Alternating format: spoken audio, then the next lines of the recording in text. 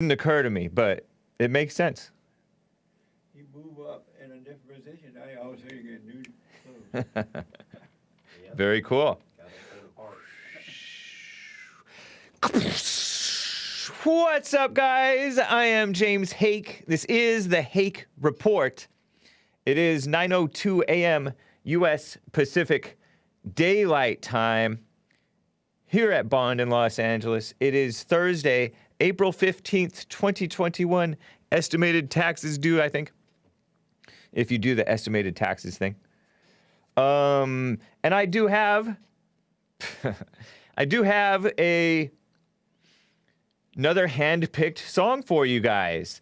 Yes, and it is another Christian metal Extol song from 1998, the album Burial. And these two songs that I'm going to be playing for you, I think, today are kind of, they're not so much downers, but the titles are kind of downers because a lot of people, a lot of Christians, a lot of human beings are down in the dumps. So this one is called, the title of this song reflects that, and it's called Reflections of a Broken Soul. Doesn't that sound so rough? But enjoy Reflections of a Broken Soul by Extol.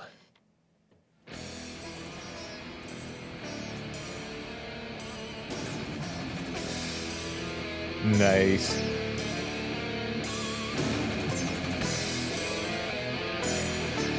Hake's music stinks, says Raphael. Don't do this to us, Hake, says A. Owen. Well, I'm doing it.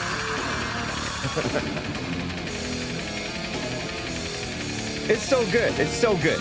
It's just quality music, okay?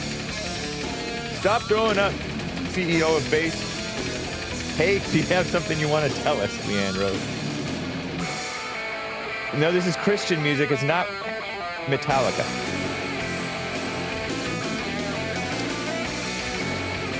I like it, and I think that some of you other guys like it as well. It's Christian music. Yeah, Reflections of a Broken Soul. So guys, you're probably familiar with this by now. I'm going to be talking to you about your phone calls, 888-775-3773. Cacophony.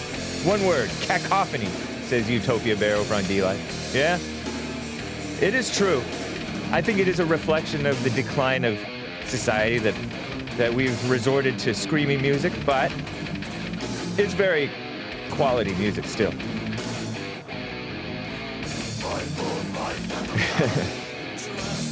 Hey, they're singing. They're singing in this song. Let's talk about love. Jesus is love, too.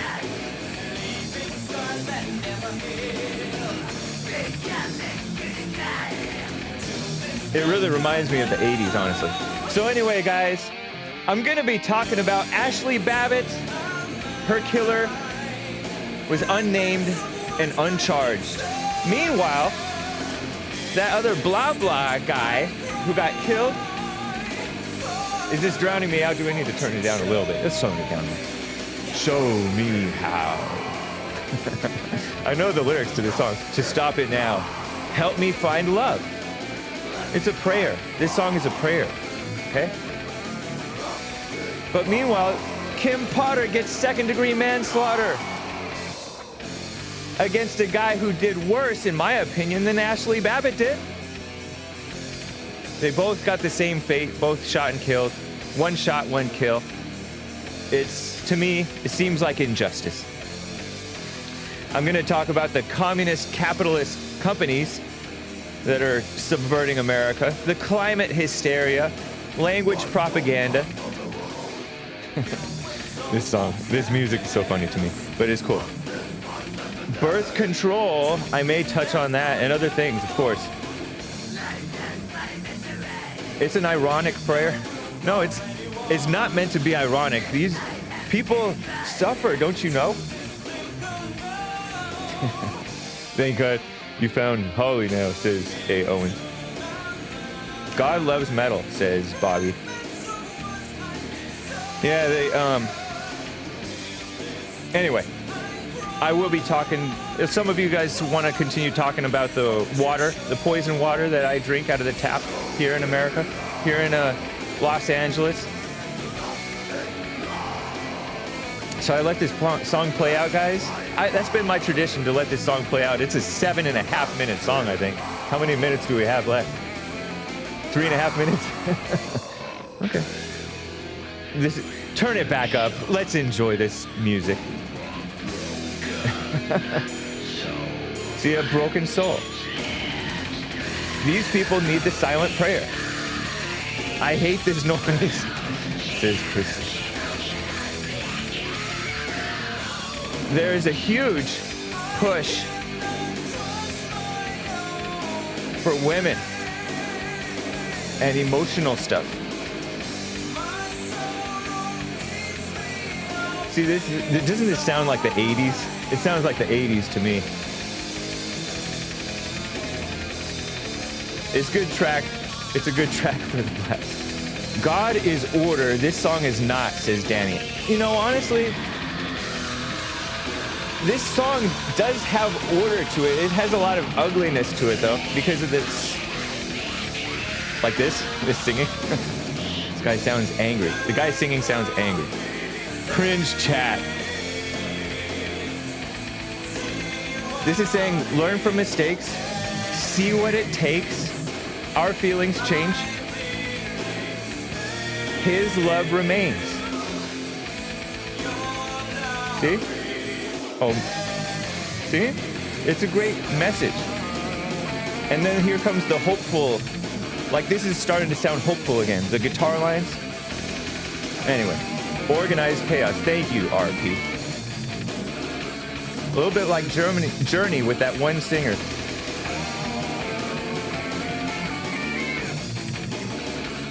It also reminds me of Double Dragon or Contra. Those Nintendo games that sound so awesome. You're scaring the kids. This is child-friendly Christian music. So cool.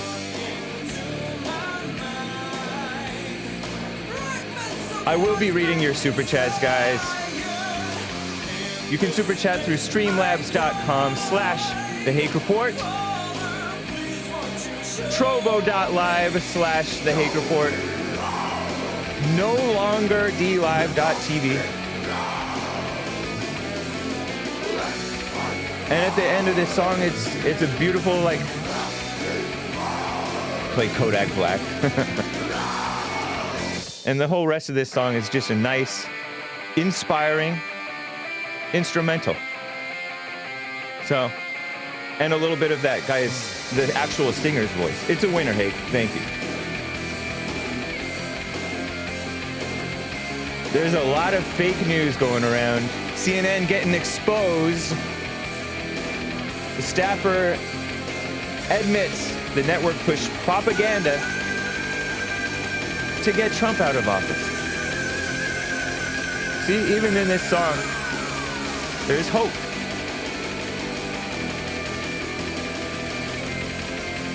Beautiful.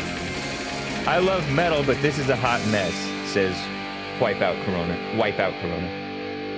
Well, thank you for bearing with me. We lasted the entire 7+ minutes. Hake, this music says a lot about you. What's it say? All right, guys. Got a lot of you guys on hold. It is 9:11 a.m. 9/11. That's when we're getting out of Afghanistan, except for 3,000 soldiers. Let's get right on with the show. 1, 2, 3, 4. Oh, it's the Hake Report. The Hake Report. La la la. Oh, it's the Hake Report. The Hake Report. La la la. Hey, guys! Oh, it's the Hake Report. The Hake Report. La la la. Oh, it's the Hake Report. The Hake Report. La la la. So, is it just me or is it backwards that the Capitol police officer who shot and killed Ashli Babbitt with a single shot showed tremendous restraint when she tried to jump through the inner window of a barricaded section in the Capitol, inside of the Capitol building. He remains unnamed and uncharged. The feds protect their own, right? Meanwhile, Kimberly Potter, the 26-year veteran, 48 years old woman, over in outside of Minneapolis, it's called Brooklyn Center, gets second-degree manslaughter. We knew her name within like a day or two of the shooting of this black criminal who, in my opinion, I think he did worse than Ashli Babbitt. I would not have advised Ashli Babbitt, the woman, the how old was she? 35-year-old veteran, like a Navy or something like that. I would not have advised her to go into the Capitol and be all caught up in that crowd. And she was jumping through a broken window that she didn't, like, they clearly didn't want her jumping through. So I guess she knew that she was doing wrong. But IMO, in my opinion, seems like the guy who was getting cuffed and then tried to run from the cops was doing a worse wrong and trying to drive away, was doing a worse wrong than Ashli Babbitt. So I feel like the shooting of if either of those shootings was justified, it was, Kim Potter is not a Fed, Hake. Yeah, I'm not saying she's a Fed. So it seems like if any shooting was justified, it would be of the young man, the young blah blah over there, over whom they are rioting, who resisted arrest. And honestly, they are the family, supposed family of Ashli Babbitt. She's survived by her husband. She's survived by her husband, her widower, right? Yeah. The family is going to sue the officer, which is fine. I'm fine with suing the officer, right? Because it seems like it was not totally necessary to shoot. I don't know what you would do in that situation. Let her through. That's what they kept on doing, just letting these people in. They were understaffed. President Trump wanted 10,000 people over at this Capitol. He wanted to bring 10,000 National Guard over there. But they were underprepared. Seems like they should sue the federal government for being underprepared. The family of this woman who got shot. It was an interesting debate during the Jesse Lee Peterson show over on Trovo. Make sure you're on Trovo, guys. Trovo.live/Jesse Lee Peterson. I'm also on Trovo. One of the guys was like, you know what? Seemed like it was justified. The other one was like, no, not justified. It's wild. Wild situation. But anyway, let me first get to a few calls here.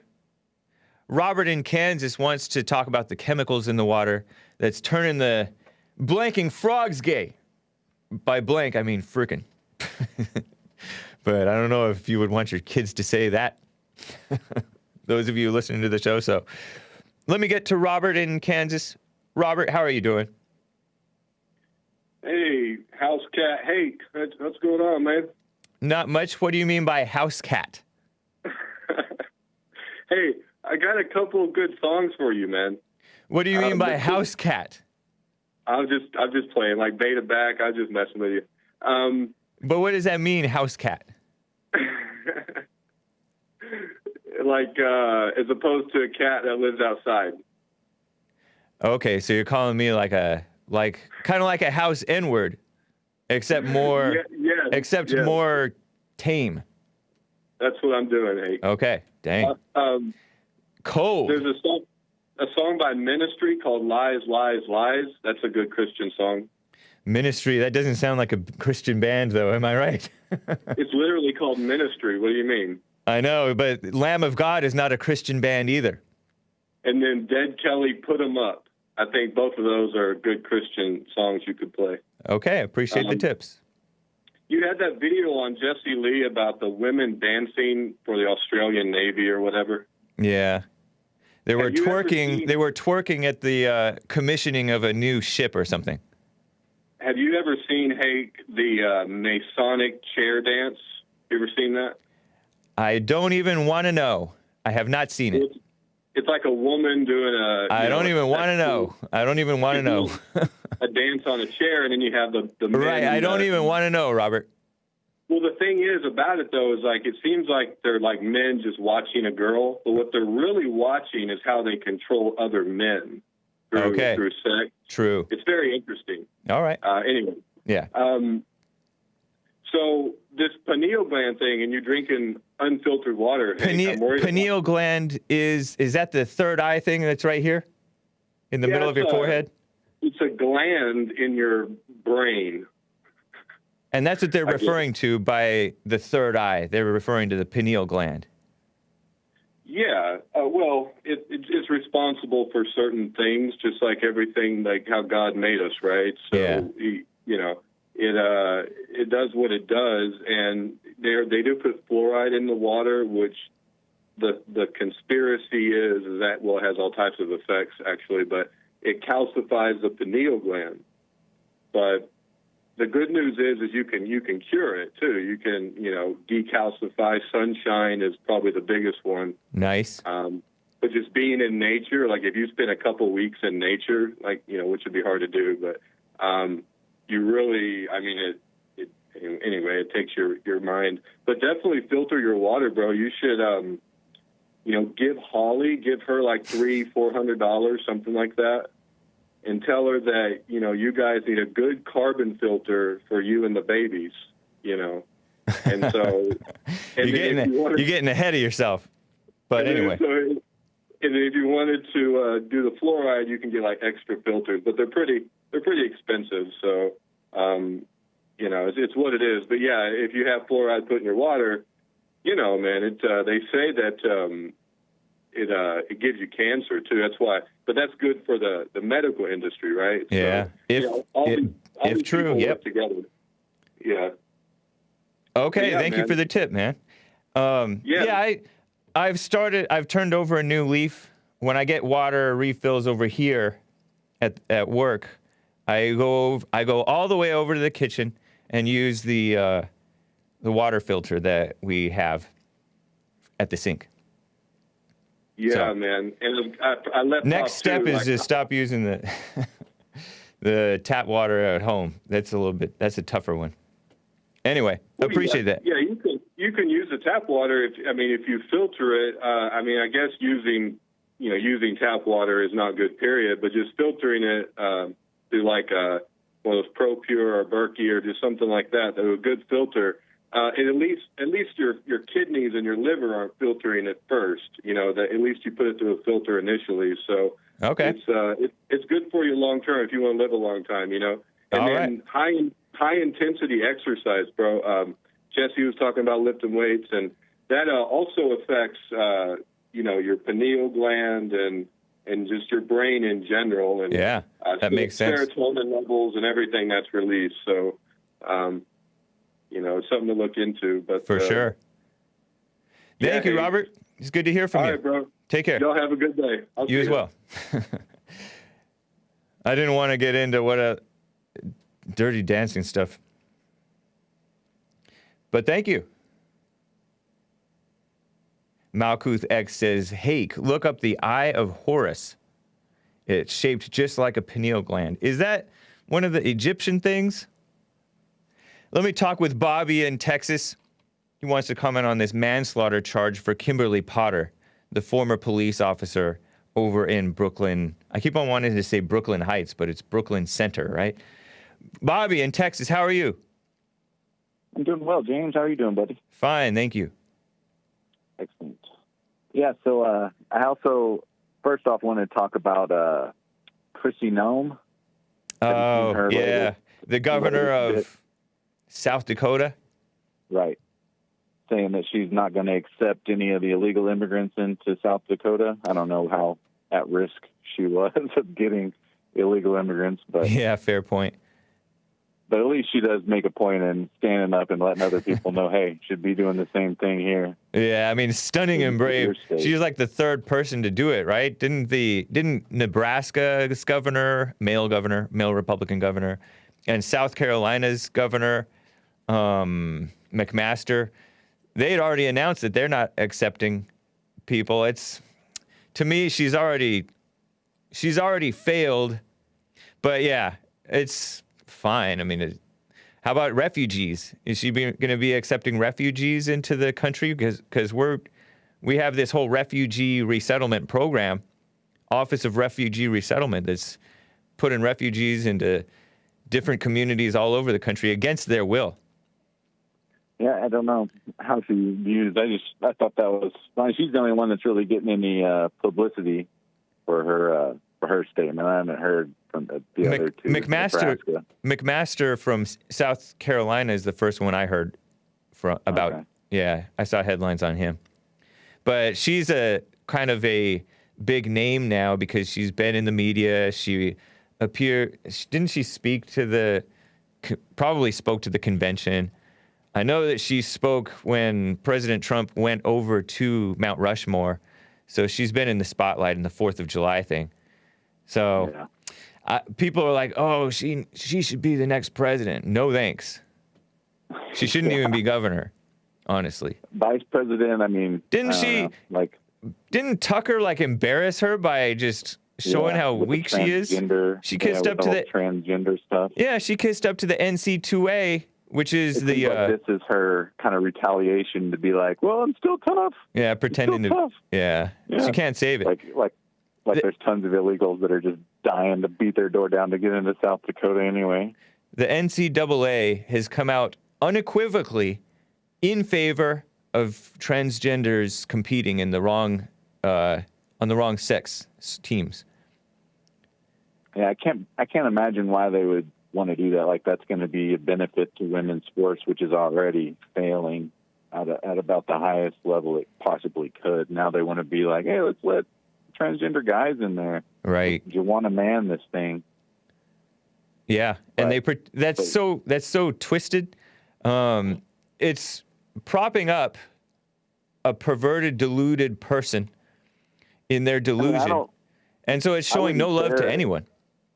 I wouldn't care if it was the other way, like if it's transgender ladies being men trying to play men's sports. I mean, go for it. They're not going to make the team ever. No, we shouldn't allow it at all. To risk. I know that there's no risk. They're not going to be in there. It's like they're not going to be competitive for the most part. Yeah. But still, you won't have that happen.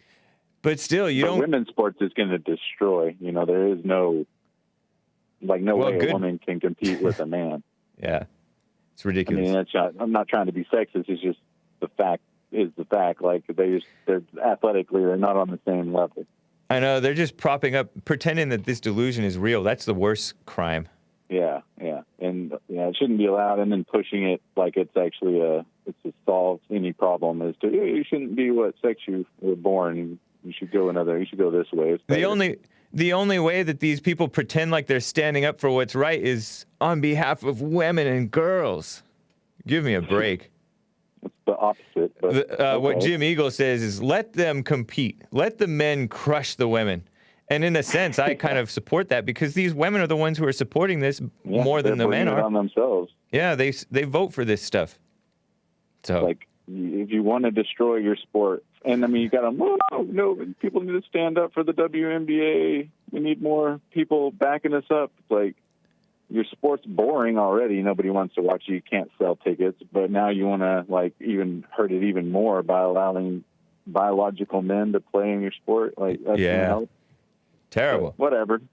But yeah, so this lady's getting charged with second-degree manslaughter or murder and manslaughter. Second-degree manslaughter. Yeah, manslaughter. So it's like I don't understand how they can classify that as when it's obvious that I would say it's obvious it was unplanned, which I mean I guess that's technically the definition is. Yeah, manslaughter just means that you killed somebody. Right. And it doesn't necessarily mean. It doesn't speak to your intentions. Yeah, so how are they? I don't know. And it would seem that her intention was, to tase him, and she's just he Right. made a mistake. Yeah. I mean, it's a pretty huge mistake to make, but I would assume to charge someone with, that sort of a crime, which I don't know, maybe she is guilty of that. I don't know. I haven't That's her looked. problem, I have not looked up what second-degree manslaughter means, but there was another guy, another white man, who An unplanned intentional killing, reacting in heat of the moment when angry, or a death caused by that's a second-degree reckless- murder usually. Right. That's well, different from manslaughter. Manslaughter So is it if you that would be accidentally kill different. somebody, usually. So then she would be, because I mean, even with that different murder, I would say is even closer to what she did, right? Like, so No. I mean, I would guess she would. No, you don't think? I that don't was think it's even. unintentionally- I don't think you have a case with regard to murder. You have a case with manslaughter because she Yeah, killed somebody. 'cause it was typically, she did kill someone. Yeah, I Yeah. guess that could be. I just think that's weird. And then I don't know It if you is. saw It's a weird the- situation. But I don't know. They're you saw on a the lynch CNN mob. news crew yesterday get attacked by the mob there, the rioters there in Minnesota. Not surprised to hear it. I didn't hear about it, but that's what's been Yeah, happening all over the country. The media one is of under their- attack by Black Lives Matter and Antifa. Yeah, one of their crewmen was blasted, like got hit in the head with a water bottle. I'm assuming it was probably somewhat frozen, knocked into the ground, and then Wow. a few minutes later they were chased out of the area by a mob of rioters. Yeah. But I like to see that CNN, after standing up for them for, a full year, they don't get any special treatment going in there to that area. The They get people who get firsthand. special treatment over there, the media figures who get special treatment is Antifa's Unicorn Riot. Unicorn Riot, Yeah. they support these riots. And they support, that's what they're doing. That's what they're doing is promoting the riots. And they are anti-American. It's an Antifa organization, Unicorn Riot. And they are sick. Stay away from them. I'll have to research that a little bit. Yeah. I appreciate it, Bobby. It's good to hear from you. Yeah. You too. Thanks, bud. All right. Thank you. Take care. Have a good one. All right. We've got one line open, guys. 888-775-3773. He mentioned this manslaughter thing. Before I get back to calls, hang tight. Ryan in Indiana, I'm coming to you next. Talking about a Black Lives Matter woman adopting a 2-year-old white girl. Interesting. Let me show you this other case. This is another case, Robert C. Bates in the folder. Robert C. Bates was a man that I heard about, actually. I remember hearing about this back in 2015, 2016. Ex-reserve deputy in Oklahoma convicted in the shooting death of a man named blah, blah, blah, blah. I'm doing that, not naming them, because don't need to be honoring somebody who's resisting arrest and gets himself killed. Ashli Babbitt is a different story. This is the picture of this man. Fortunately, he is a millionaire, but he did time. He did 1.5 years in prison. He was sentenced to 4 years for second-degree manslaughter. And I got this story from Revolver News. They shared a headline, How the Courts Have Handled Accidental Discharge Cases. They have an archive of the New York Slimes article called Ex-Reserve. Well, this is linked from that one. Ex-reserve deputy in Oklahoma convicted in a shooting death. This man was a supporter of the police. 73 years old when he did this thing. That's like Trump's age. Almost. 74-year-old reserve volunteer, reserve volunteer deputy Robert C. Bates convicted of second-degree manslaughter in Tulsa, Oklahoma for the 2015 shooting, April 2015 shooting of blah, blah, blah, blah. A 44-year-old drugged-out guy, you've probably heard his name, resisting arrest in a drug sting. Bates was released 1.5 years into his 4-year sentence. He's like, he was struggling. The guy was resisting arrest. I think they were trying to get him handcuffed or something, or he may have just been handcuffed. And Robert C. Bates, who'd been supportive of police, also a reserve, volunteer. He pulled out what he thought was his taser, but instead he shot the guy. And he served 1.5 years out of a 4-year sentence, got released, faced 2 lawsuits. He got a $6 million judgment for blah, blah, blah, blah's family, so-called family. Like I said, fortunately, he is a millionaire. But accidentally fired his handgun instead of a taser, second-degree manslaughter. I have a picture of the guy, the 44-year-old man who was resisting arrest, male who was resisting arrest over there in Tulsa, Oklahoma. That's blah, blah, blah, blah. Blah, blah, blah, blah, blah. What a shame, though. And so this guy gets sent to prison for an accident. I mean, you can't be rewarding an accident and just, I guess you can't really just let him off scot-free. But these people, they had threats against this guy who got sent to prison for killing that guy. You see you can see his mugshot later. Poor old man. And after he was released, and a lot of people get released early. And this guy was generally an upstanding man. He had, like I said, he had supported police big time. And then he was on parole later. He was released and on parole. And Tulsa World, the mainstream media, following him around. He's like, drinking while on parole. He was seen at a bar after release from prison. This guy has gotten threats like crazy. He finally spoke about the situation. He has all this guilt now. After shooting an unarmed felon back in 2015. Back in 2018, they interviewed this guy. He says his life is filled with threats, torment, and regret. And for the third time, I got to say, fortunately, this guy's a millionaire.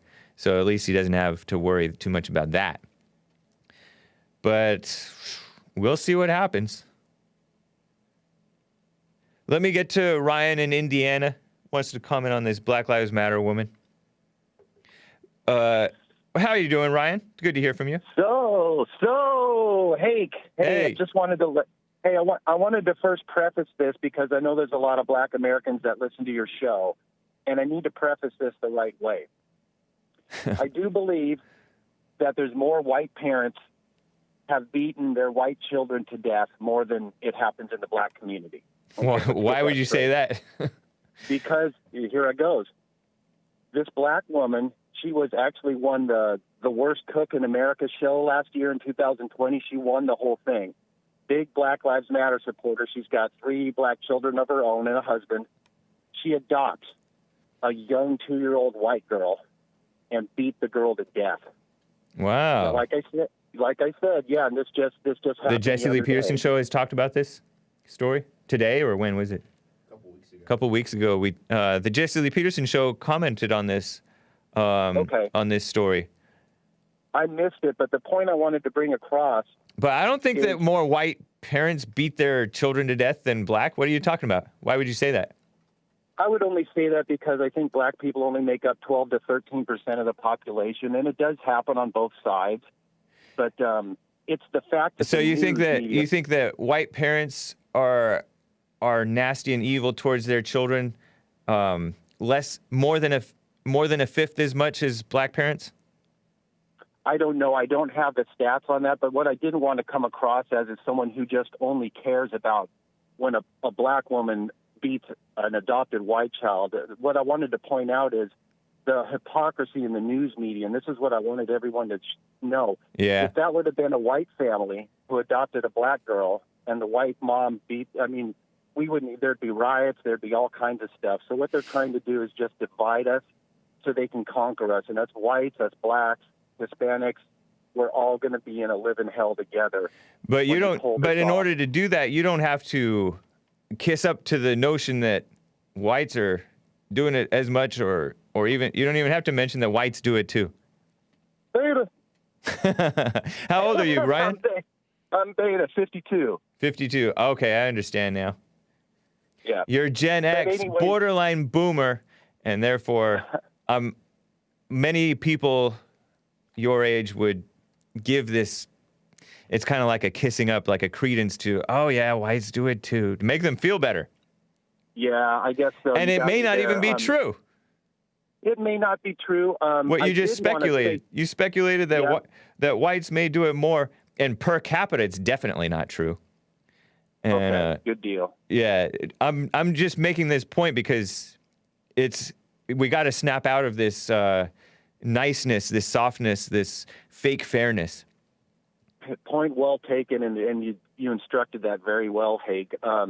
I did tell my wife about a month and a half ago when the Biden administration was they had some grumblings in the Senate in the House about new gun control laws. Yeah. I said, Mona, my wife's name is Mona. I said, you watch. Here comes the school shootings. Here comes the mass shootings.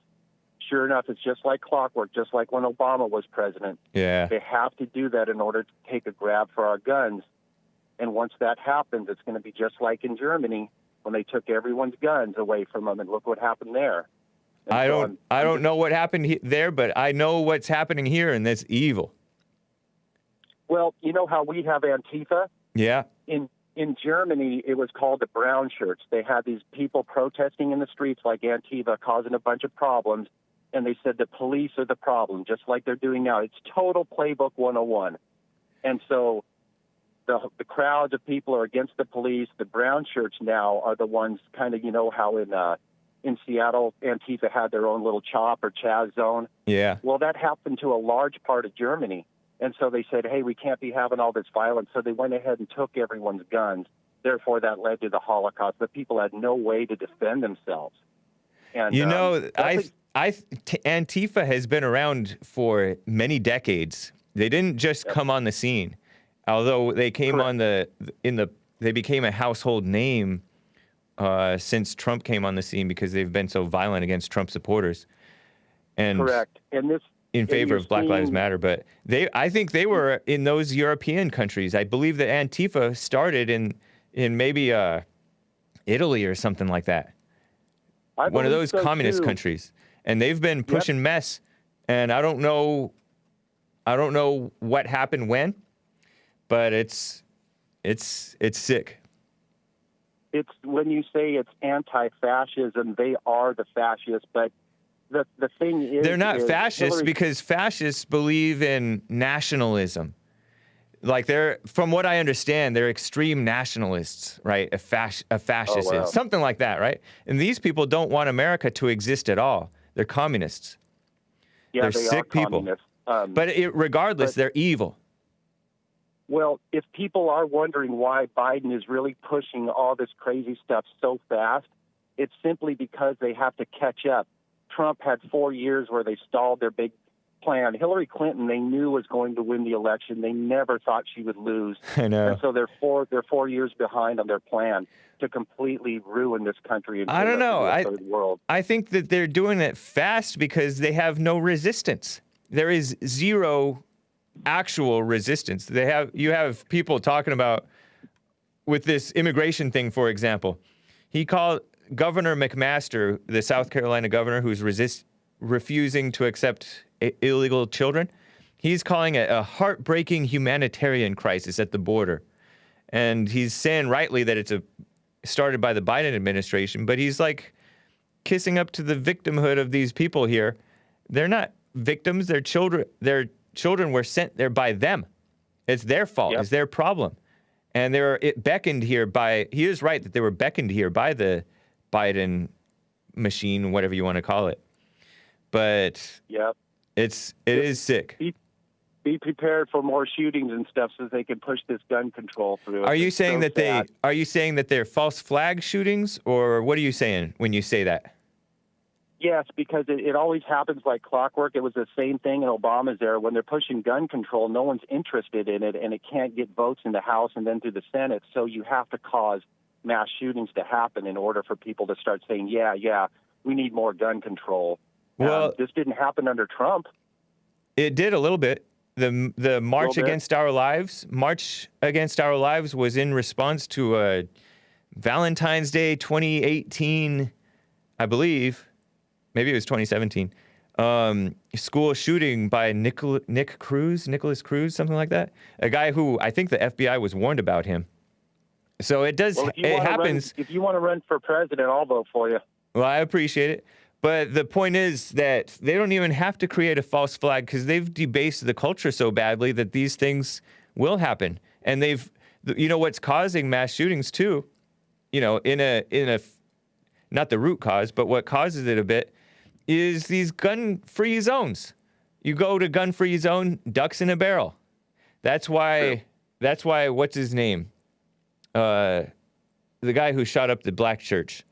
He went to a black church. He thought about going to drug dealers, but he's like, no, they shoot back, Dylan Roof. So he went to a church to do it. And I don't know, there was some dirty politicians there or something like that. Phony Christians, right? Phony black Christians. But they don't, it was an evil thing, and evil thrives around weakness. Yep. Yeah. It's just crazy, man. So I don't think that it's necessarily, I say don't jump and say something that you don't know to be true, because I'm sure that there have been false flag shootings. I would think so. Like, it would make sense, right? But every one of these is not a false flag shooting because the culture is quite sick. The people are quite sick, spiritually, dead. Absolutely. And a lot of it has to do with the spread of fake news. I know in 2019, there were 9 unarmed black men that were shot by police, and there was 22 white people shot by police. I know. It's the same statistic. And usually, probably most, if not all of those, were justified. Even just because they're unarmed doesn't mean it's not justified, Hey, did you see the Project Veritas that came out just a couple days ago? They had that. I heard about it. The chief. Yep, absolutely amazing. The CNN guy saying, propaganda. Yep, that's wild. Just admitting it. Yep, it's amazing. All right, Hake, you have a great day. Good to hear from you, man. Appreciate you, Ryan. Bet, buddy. You bet. Yeah, take care. I'm glad that people are calling in and saying this stuff. About, I know the whites are doing it too, because we have to address it. Brandon M. says his assessment on the SA, or maybe he meant SS, I don't know, brown shirts is misguided. There were numerous street gangs vying for power in Germany. That's what I thought of, honestly. Antifa was one of them, founded in Germany. They all wanted gun grabs and power. It's part of government takeover. It wasn't a brown shirts only problem. Boomer, says Brandon M. Yeah, that crossed my mind. It's kind of like how they've completely smeared the name of Proud Boys, right? You have dumb people on Twitter thinking Proud Boys is white supremacists, and they're the ones causing the fighting in the streets. Give me a break. You see BLM acting very aggressively, and Antifa, same thing, acting even worse, probably. And you have Proud Boys as a response to that. Some of them, right? Not all of them. Some of them go out on the streets and defend the innocent who are out doing their free speech protests or whatever that I've seen over the years, and defend against Antifa, defend the innocent against Antifa who make it a point to sucker punch innocent people. And so do actually, it's not just Antifa, it's like Hispanics in San Jose. I remember they were just sucker punching, making people bleed, Trump supporters, after a Trump rally up in San Jose area, California. Look it up. It's crazy. The footage is nuts. And so, to me, that's why I don't really even dip my toe barely into this history stuff, because we can't even get our present day news straight, So, thank you, Brandon M. Interesting. Let me double check the super chats. Isn't that nice? Some calm. Anyway. QSLB gave a super chat on streamlabs.com/the Hake Report. Lines are full, guys. Hang tight. James, that music is terrible. They must play that stuff in Little Caesars while you're choking down a soggy pizza. Get that dance duet with you and Chris and Joel up. The world needs to see the white men dance. Wow. That sounds very disrespectful, QSLB. Or QSIB. That reminds me of watching that movie Back to the Future 3 or whenever it was, when Marty McFly goes back to the old Western times, and Biff, you know Biff, he's a bully with a gun, and Marty McFly walks into the saloon, and then Biff is shooting at his feet and saying, "Dance, dance, boy." What? That's very disrespectful. White people do not have to dance for you. But thank you, QSLB. Appreciate the support. Don't you take it that way, too? I'm not dancing for nobody. Thank you. Gosh darn it. Appreciate that, White Chris. By the way, somebody gave me a compliment for White Chris. I got to read this. This is from Will, my faithful assistant. Very impressed with White Chris's musical expertise. If only he knew what songs Jesse sings, though, LOL. Yeah, because Jesse Lee Peterson sings some classic songs that neither White Chris nor Joel Friday, no longer here, understood. Like, sometimes Joel would be like, "Oh, yeah, Tupac, I love Tupac." But it wasn't even a Tupac song. Tupac just ripped it off from somebody else. It was like an old soul song. But thank you, Will. Appreciate you. Jib Jab with the super chat on streamlabs.com/The Hake Report. Says, bonus dears. Not gonna lie, I was impressed by your explanation yesterday, Chris. Jib Jab says, in response to his request for me to play some Vaporwave. And Chris says, thank you. Awesome. Okay, let me get to Kraig in Illinois. He wants to comment on Tony in California. Kraig, always good to hear from you. How are you doing? Hey, what's going on, Mr. Hake, man? Not much. Oh, so the guy had mentioned about a shooting that was that happened in the city. Reports came out that the shooting was justified. Kid was running and turned around and shot at the cop. Oh, you're talking about, so a cop shot like a 13-year-old boy. Yeah, but the kid shot at the cops first, and the cops returned fire. Yeah, and the 13 is plenty old to be committing murders and worse. Yeah, and being outside at 2 o'clock in the morning. Yeah. Mm-hmm. Wow. Yeah, he didn't mention that, but okay. Devil's in the details. Don't read. Yeah, he says don't read. They don't read. They don't check their facts. They let their feelings overtake them. Yeah. So, anyway, man, I wanted to talk to you about something else. This thing that happened over there, the incident that happened over there at the Capitol building, where that guy's not being charged. Yeah. We don't even know his name. We don't even know his name, but, okay. We don't know his name. And, all right, yeah, she went through the window. Okay, all right. She was unarmed, right? Mm-hmm. But if the roles were reversed, what do you think? I think if that the roles were reversed, as in if it were a white cop and a POC jumping through from the liberal protesting from the liberal side. They let the liberals in when they're interrupt us proceeding. That's true. See, but I guarantee he would have got charged. Yeah, I think so. It's hard to say because, I mean, yes, I think so. I was going to say it's a little different because it is at the Capitol. These are the feds. The feds have, when feds do something against you, you have no recourse. FBI breaks down your door. They lie. Yep. They get away with it. Yep. So. Yep. And that just shows how government's out of control. Yeah. Now, this shooting that happened over there in Brooklyn, over there in Minneapolis, over there in a little suburb, okay. If the kid would have complied, it would be a different story. Yeah. But I get so tired of them attacking this woman because of the color of her skin. That's not right. Yeah.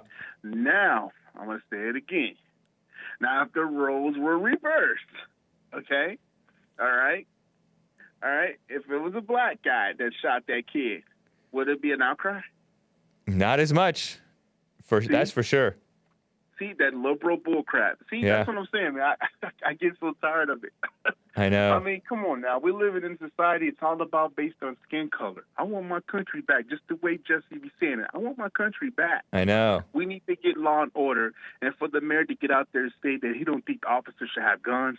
Please, I will quit. Are you kidding me? Yeah. That is so ridiculous. He is so unprofessional. You see how he was dressed up in that podium? He had no tie on.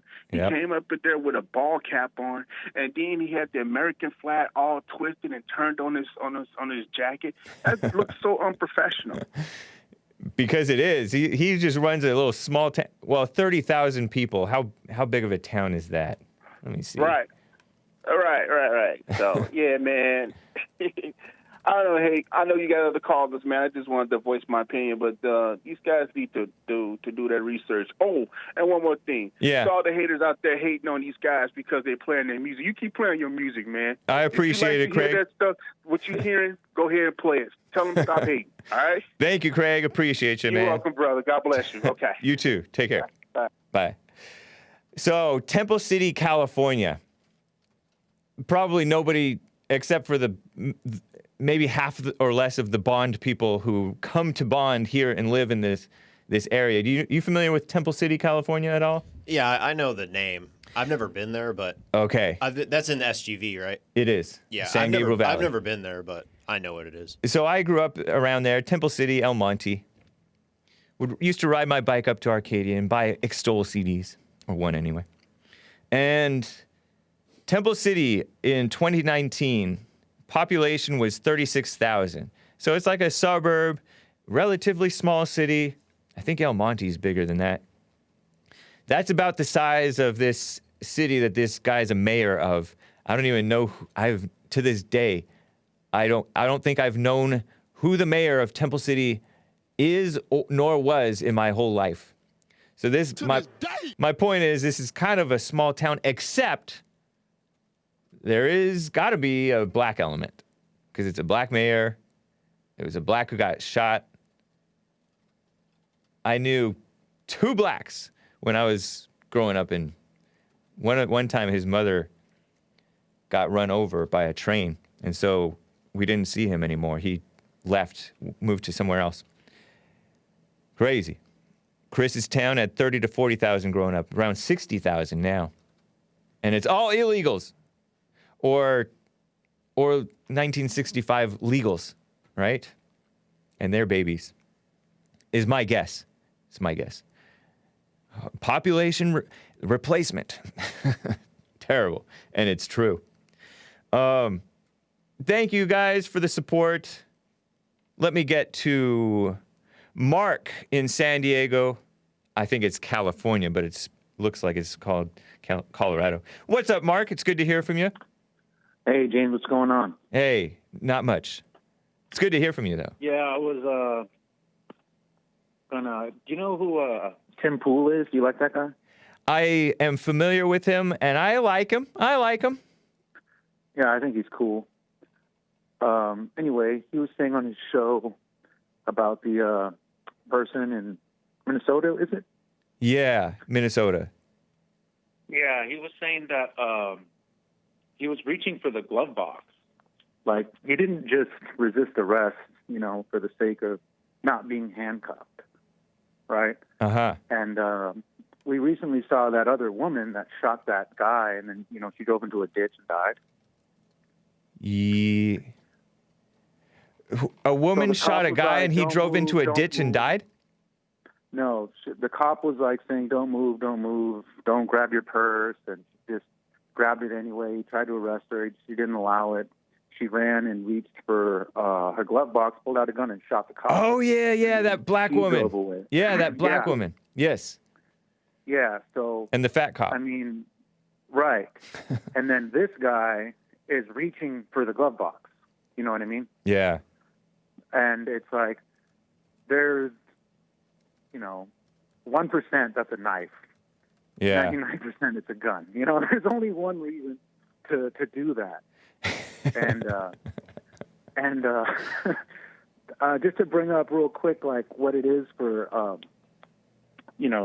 civilians, if in the CCW class, you learn that you have stand your ground, right? Yeah. You have duty to retreat, and you have, in California, you have pursue. Basically, what pursue is if, like, someone breaks into your house and they have a gun, they're in your backyard, for example, Uh-huh. and then they run away. You can shoot him in the back, and it would be a justified homicide. In California? Yes, because the idea is that they could, like, run around and break in the window and then kill your kid or come back in through another door, the garage or whatever. You know what I mean? Yeah. So there's duty to retreat, there's stand your ground, and then there's pursuit. Those are three different types of laws.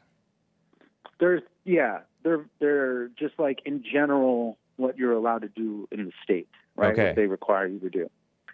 And according to pursue, which is for California, there was even a guy in my class a couple of years ago. He's like, yeah, that happened to me. Somebody robbed me.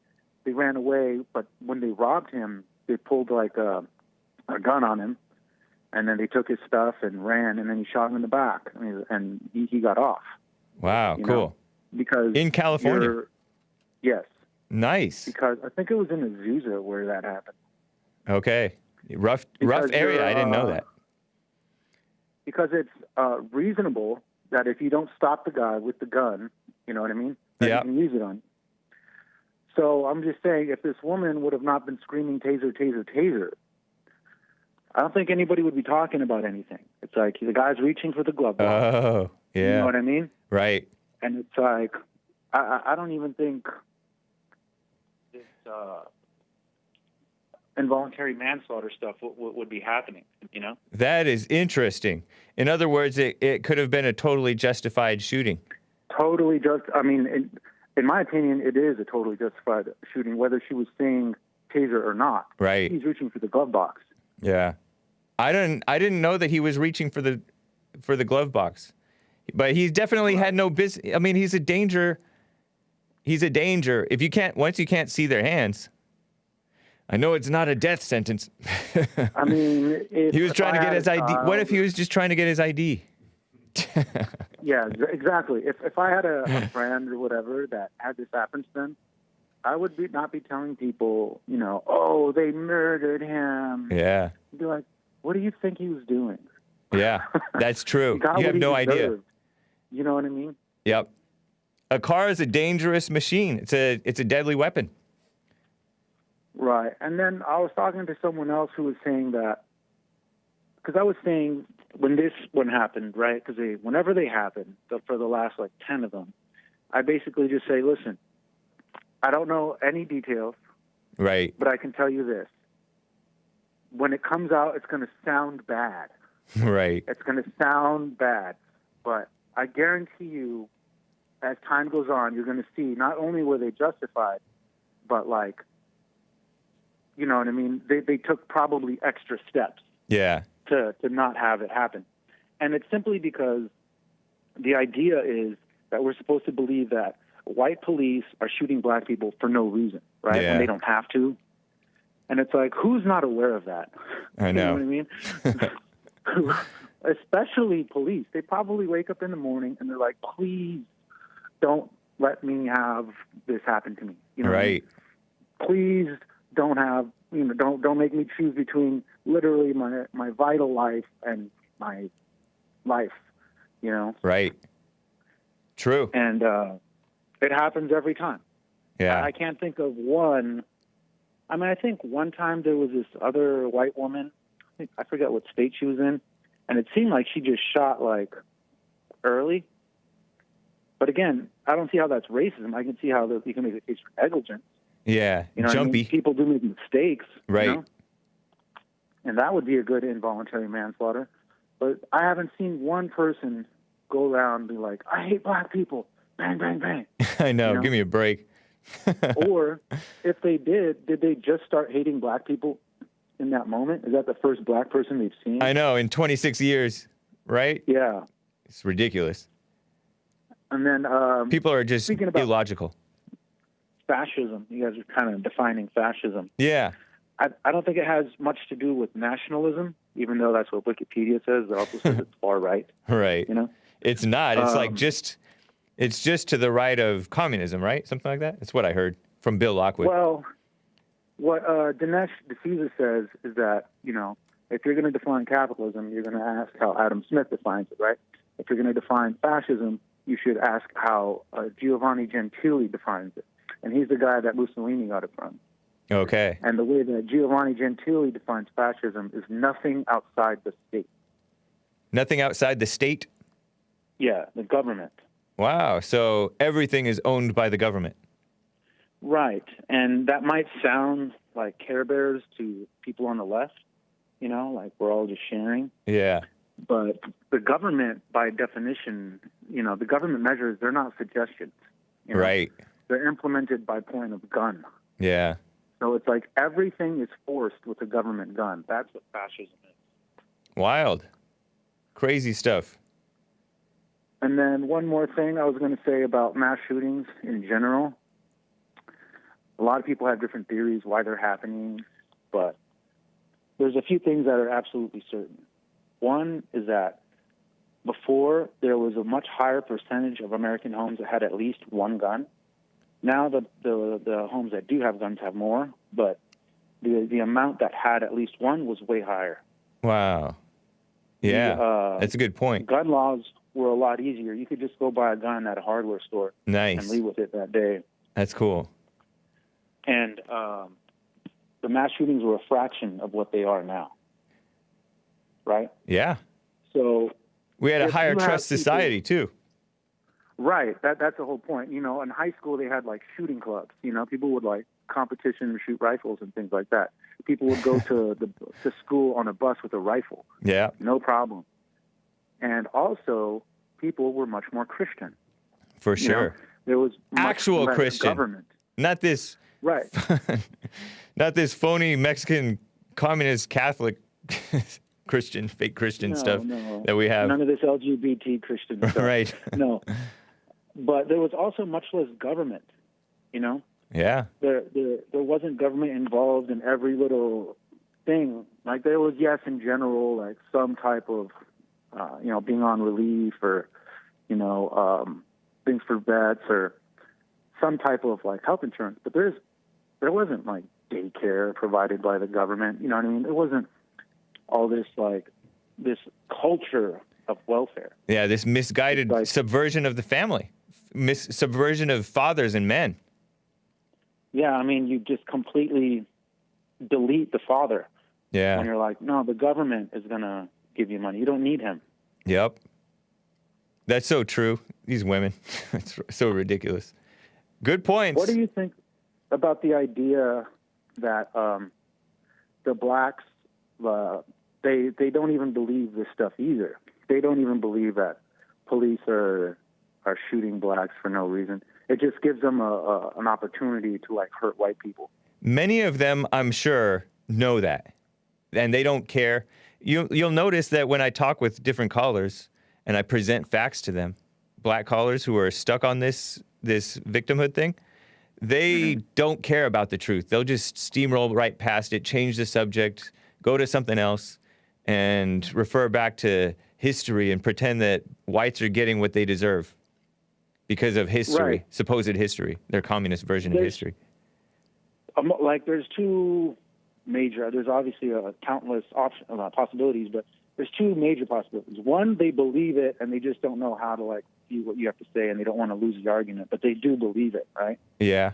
And two is that they don't believe it and they don't care, but it just gives them an opportunity to hurt white people, to call them a racist, to hopefully get them fired, hopefully maybe get some free stuff, whatever name you want to pull out of the hat. They got millions of dollars, their family did, for committing crimes and getting shot in the process. Yeah. And, you know, but basically my question is, do you think they believe it? I think or they that, don't? I think I don't know if you heard the Jesse Lee Peters church, the Sunday service throwback that we released yesterday. We premiered it on the Bond channel. It has, and we had problems with it. I think it was based on YouTube, but we put out the audio podcast too. And there were some black old-timer ladies or one in particular, who believed this George Zimmerman, Trayvon Martin, the media narrative about it. And she loves Jesse Lee Peterson. She, to this day still comes to Bond sometimes. But she fell for the black lady. There it is. She fell for the notion that, if Trayvon had been white, he wouldn't have been killed. And it's terrible. Couldn't George have shot him non-fatally, just crippled him instead? I mean, I got to say, most people I know, when I talk to them personally, and in the beginning, when it sounds bad, they all fall for it. Yeah. They all say that stuff. They shouldn't have guns, this and that. This doesn't need to happen. He shouldn't get killed for that. Yes, he was wrong, but, you know what I mean? They all say that. And then months later, when everything comes out, they pretend like they were never, saying that stuff. I know, huh? It's so ridiculous. But basically, they all fall for that. And I was like, my point was, I would say that like 99% of like white liberals believe it because it gives them the opportunity to like stand on a mountain and say, I'm going to save you, black people, right? Because I love you. But I am curious. I'm not sure what I think about like what the blacks actually believe. I'm leaning towards they don't believe it. They know it's not true. But they're believing some lie or other, because you have to believe a lie to go along with a lie. To think that you're going to do well in life going with a lie. I think they believe that the white people hate them, so they're justified in beating them back. Yep. Yeah. So they can just take it wherever they can. True. I appreciate it, Mark. Good input. Nice to hear from you. Yeah. All right. You too. Take care. Bye. All right. Yeah, thank you, Nick. I appreciate that. I think I know these people.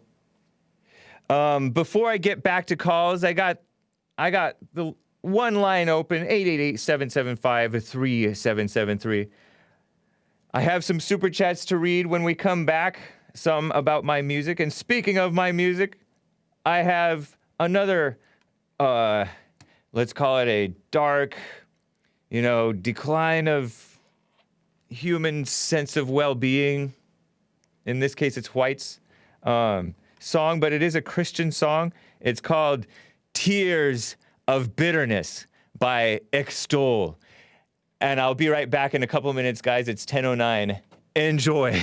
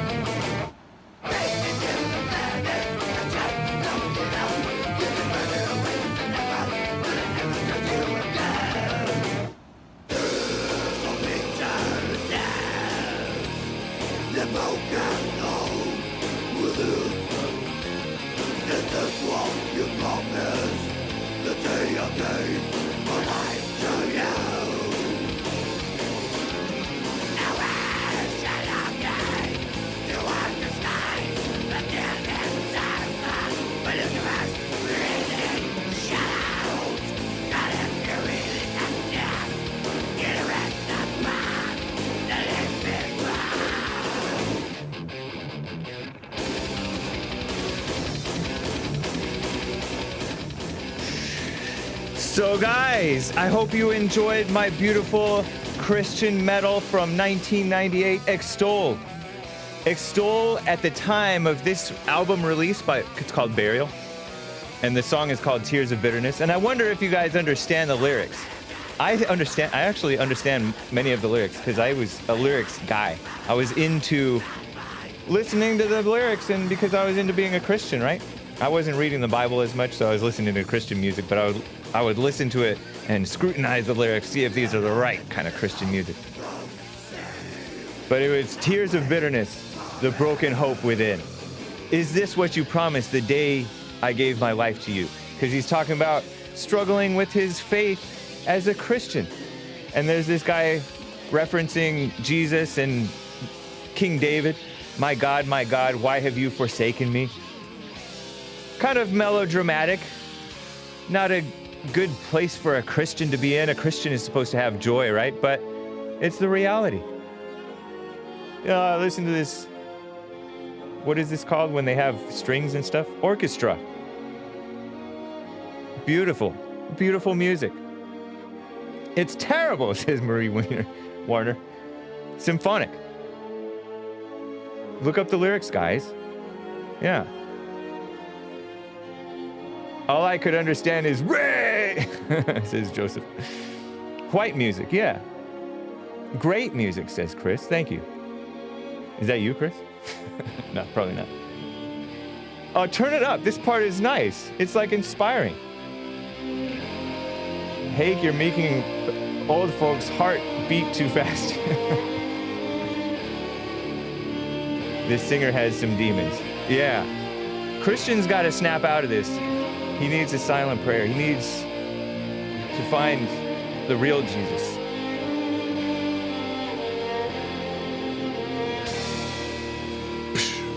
That's why I call it majestic. Isn't that so nice? I got some super chats to read. It's epic. Majestic. See, even in the miserable song called Tears of Bitterness, it has glimmers of hope. I like it. I've said that about 10 times. I like it. Jib Jab says, I'm glad you have a sense of humor. At the end of the day, we're just heckling with our boy. I understand we all have different musical tastes. And you hear the guy growling underneath. By the way, at the time of this release, this was the second best or second biggest band in Norway, I think. And they're Christian. How is Norway doing? So cool. So cool. All right, Dark Side of the Bear. What? I'm just reading some super chats and then I will get back to calls, guys. Dark Side of the Bear. What says, did you hear what Ethan and Trisha said about victims of abuse? Trying to talk to their abuser as if that's normal? Amazing. What the actual heck? I don't know. Ethan and Trisha. Do I know those people? Is that H3H3 podcast? Who are Ethan and Trisha? Asks Take Care Business Bear. Dark Side of the Bear White says, Hake has the most diverse range of music I've ever seen. From beta to heavy metal. It's amazing. Or some would call heavy metal beta too. It's amazing how anyone can call him a racist white male. Okay. Well, I appreciate all of the support, guys. Ethan Ralph. Ethan Ralph? Oh. I don't know. I don't know what's up. I know that Ethan Ralph of the Ralph Retort, on whose show I have appeared at least a couple of times now. I know that he appeared on InfoWars, so right on. Shout out to the Ralph Retort. So cool. Beautiful. Epic. Thank you, Extol, 23 years later. Let me get to some calls, guys. Teronzo, and I may be butchering his name, out of Oklahoma. I want to get the correct pronunciation of your name. How do you pronounce it from Oklahoma?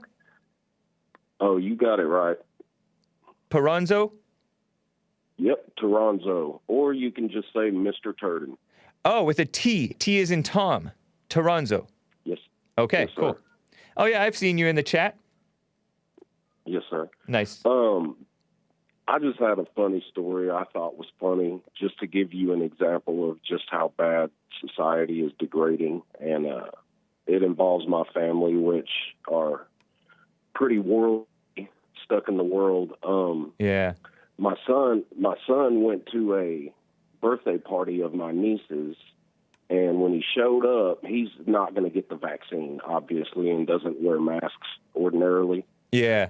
But they straight told him that he needs to put a mask on because they've all been vaccinated and he hasn't. And that just blew my mind. Yeah. I know my family's out there, but that one just really tops it all. Because if the vaccine works, what does it really matter? I know. You know what I've heard is that the vaccine protects you from getting worse symptoms. It doesn't prevent you from getting the disease in the first place. Maybe it does a little bit for some. Pitiful. Yeah. Mm-hmm. Have you seen some of the vaccines that the celebrities are getting that look like the needle isn't going in, or it gets stuck like it's a retractable needle or something? I've like heard, Mariah Carey, for example. I've heard stories. You know, there was this woman whom I'm actually a little bit of a fan of, even though she's pretty degenerate. Wendy Williams. She's a daytime talk host. She's black. Funny to me. Wendell Williams. Okay, yeah. You call her Wendell Williams? Yeah. You know what? I thought that she was a little bit mannish too. That's what your reference is, right? Well, yes, I give her credit for that as well. Yeah, she's not going to get it. She doesn't trust it. Yeah.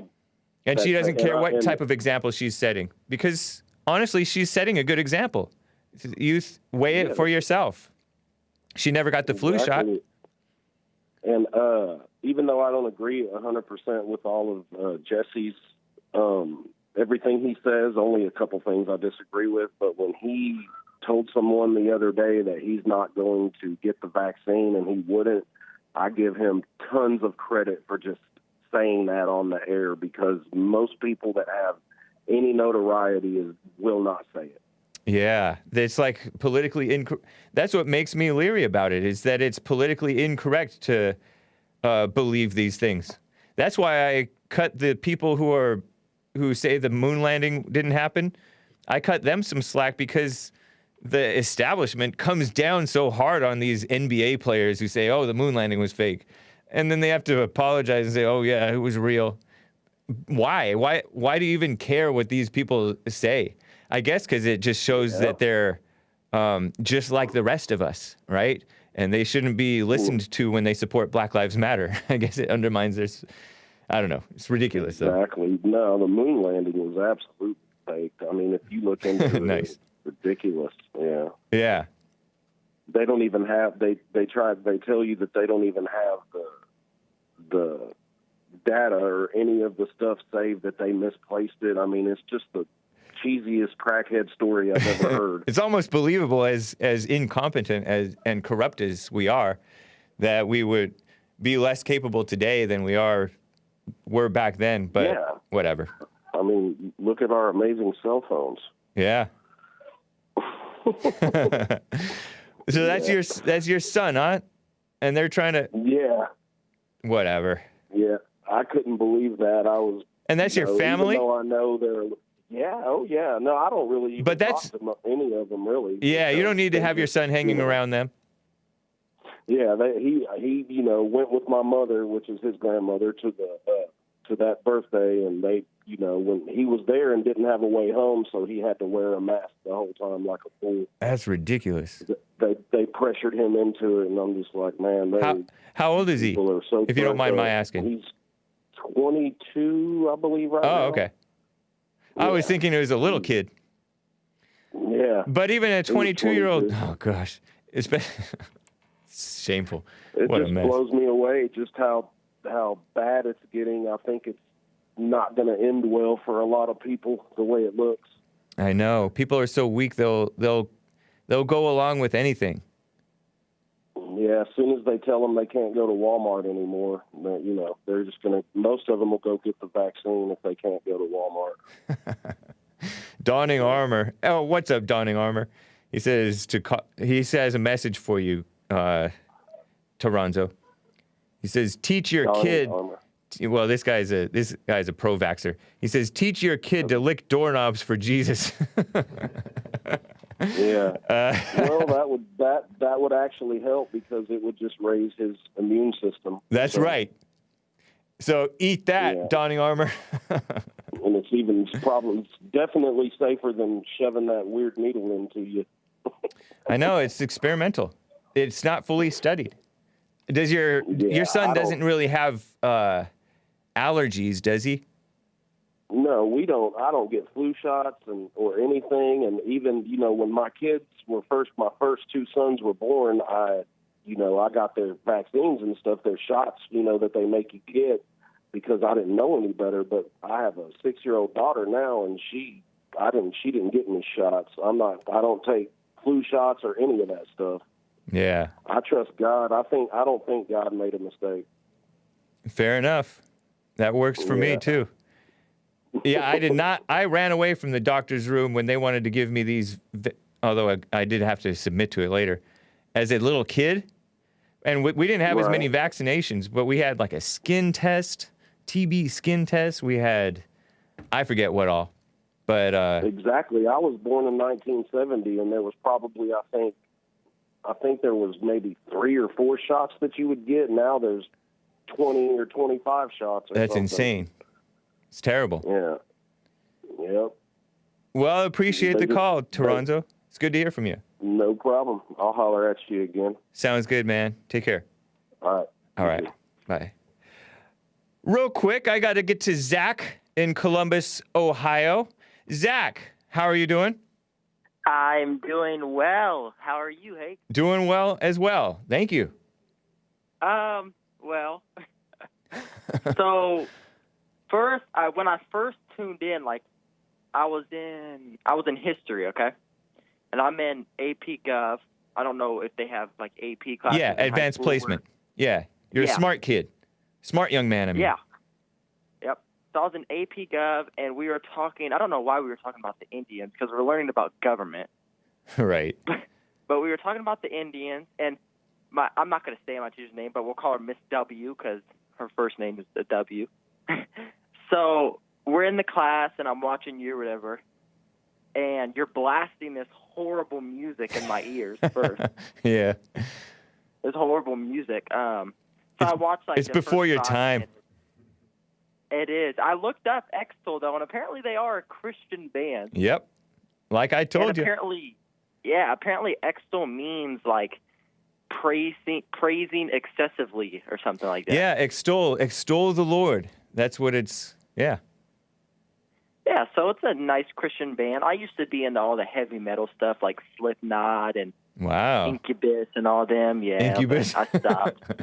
Is that how you say it? Yeah, no, I didn't think of Incubus as being metal, although I did. They're not really heavy metal. They're kind of chill. Yeah. But I've heard of Slipknot. Sounds pretty devilish. Yeah. Yeah, oh yeah, they are pretty devilish. And Incubus is pretty dirty too, honestly. But they're more radio friendly. Yeah. But I was watching you, and she kicked me off the phone. She took the phone, so I had to go. So we're talking about You're such a bad kid. Indians or whatever. No, I'm not bad. I'm just. It's who wants to talk about the Indians? We're in AP Gov. I want to learn about our system, our corrupt system. Yeah. But we're talking about the Indians and everything, and I was like, Miss W, America was founded by white Christians. Yep. And she was like, no, it was founded by the Native Americans or whatever. And I was like, well, when Christopher Columbus came, he overthrew them. And she was like, well, that's not fair. It was still founded by the Native Americans. And she was like, if somebody came into your house and broke in your house and overtook your house, would you say that you didn't live in that house that you just got your house overtaken. And I was like, you can't compare that to Native Americans. And I was like, they wouldn't overtake my house anyway if I was as strong as I was supposed to be. Right. So Good I was point. like, it was That's the way of the world. Exactly. And it's what's happening. It's actually what's happening now is we're not fighting in a strong way with power. Exactly. We don't have the spiritual power even. Yep. It's a shame. Spiritual battle. Yeah. But I actually... So you're causing trouble still? No, I'm not causing trouble. I'm laying low, but I felt the need to say something. Yeah. No, you're not. I don't think you're wrong to speak up and counter this because America was not founded by them. There was plenty of land to share. We made deals with them. It was a give and take. Exactly. Yeah. But then we keep going about the argument or whatever, and it gets into racism, and it somehow always goes into racism because these teachers that they hire and these principals and these administrators, they take everything into race, and it's like, we're not talking about race, we're talking about the Indians. Right. So she was talking about racism, and I go into how racism is made up, and I was like, I can prove it to you. And she was like, how? So I was like, can I play a video on the screen real quick? Because all our classes have projectors, and they have a MacBook, whatever, you can play videos and stuff that they show us. Yeah. She was like, can I play you a video? And she asked if it was clean and everything, and I was like, yeah, Jesse Lee Peterson. So I show her this 1 minute video, and it was Jesse. He was getting interviewed by some Steven guy, and he was saying how racism doesn't exist and everything. So I thought it was pretty cool that I could show the teacher the truth. Yeah. She said it was inappropriate after 45 seconds, but why? What was inappropriate about it? Because Jesse was like, women. She was like, men don't hate women just because they're. No, it was women don't hate men just because they're men. They hate men because of something that happened, traumatic in their life or whatever. And she was like, that's inappropriate. That's not the right thing to say. And then he was saying how racism is a made-up narrative and how, Bob, you know the whole dilemma that he always gives. And Yeah. She was saying that's inappropriate. And The it's truth not is the right inappropriate. thing. The cold, hard truth is inappropriate. What a shame. Actually, the truth with life in it, it's not cold and hard. When JLP says the truth, it has life to it. Miss W hates men. That's what's inappropriate. It's inappropriate to be a man in this culture today. She might be a feminist. I know she's married and everything. Right. She's kind of a weird teacher. And I feel like a lot of the women history teachers are kind of off. Yeah. Because I like being taught by men. Because Right. most of the men history teachers don't really care, what you do. They're kind of just chill. But the women seem to be a little bit more controlling, huh? into everything. Yeah. Yeah. It's kind of sad. Yeah, I know what you mean.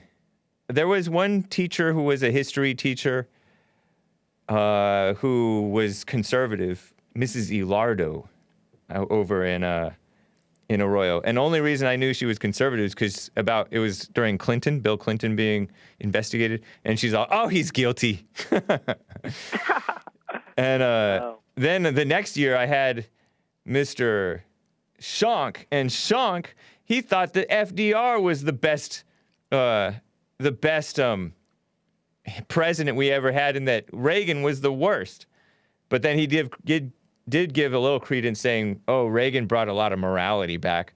But he thought that Reagan was the worst, and the communist guy, the guy who ushered in a whole lot of communistic subversive things into our culture, was the best. What a shame. And I think it's kind of funny how these teachers always say at the beginning of the year, we're not going to talk about my political stance, but it somehow always gets into the political stance. It does. Even the topics that they choose are politically chosen, because some of these things shouldn't even be up for debate. It's kind of like the notion of all these shootings of blacks. Those are hand-picked. Those are cherry-picked shootings that we talk about, and so many people, blacks especially, but so many people are so dumb that they think, oh, since the news is talking about it, this must be a really big deal. No, it's not. So anyway.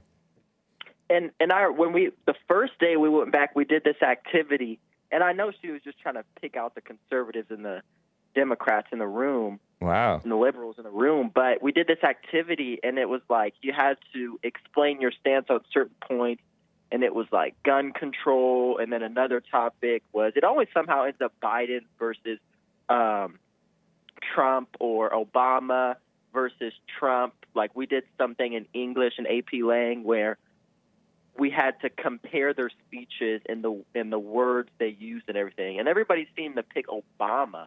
And wow. It's like, but Trump had a more patriotic speech. Obama was blabbing about the black. Right. Yeah, total phony. I appreciate the update, Zach.